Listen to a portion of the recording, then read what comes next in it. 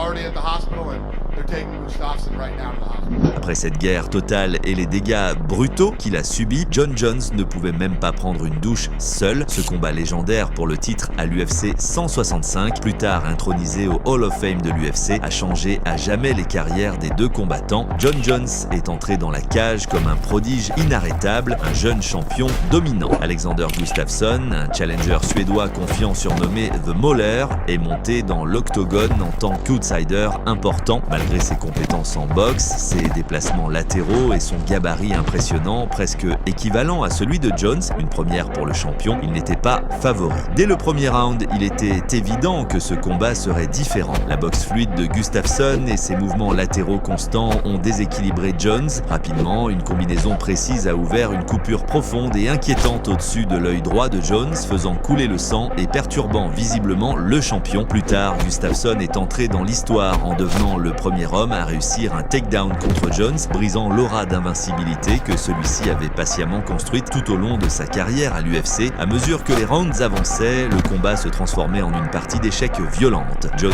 a répliqué avec des low kicks incessants, cherchant à ralentir le jeu de jambes de Gustafsson, tandis que le Suédois touchait constamment avec des jabs et des directs, perturbant le rythme du champion. Les deux combattants ont échangé de puissants coups sans jamais reculer. Dans les rounds de championnat, alors que l'épuisement s'installait, Jones a décoché un coup de brutal au 4e round. Le coup, parfaitement placé, a ébranlé Gustafsson et a renversé la dynamique du combat. Saisissant l'instant, Jones a attaqué avec des genoux et des coudes, essayant désespérément de finir le Suédois tenace. En sang et visiblement sonné, Gustafsson a miraculeusement survécu, restant debout jusqu'au son du gong. Le 5e round fut une démonstration de pur courage des deux côtés. À bout de force, les corps meurtris, ils se sont battus uniquement grâce à l'adrénaline, échangeant coup pour coup au centre de l'octogone. Jones a poursuivi son attaque, plaçant des kicks puissants et des coudes, tandis que Gustafsson se battait vaillamment jusqu'à la dernière seconde. Les juges ont accordé à John Jones une décision unanime, serrée et controversée, mais la foule savait qu'elle venait d'assister à quelque chose d'extraordinaire.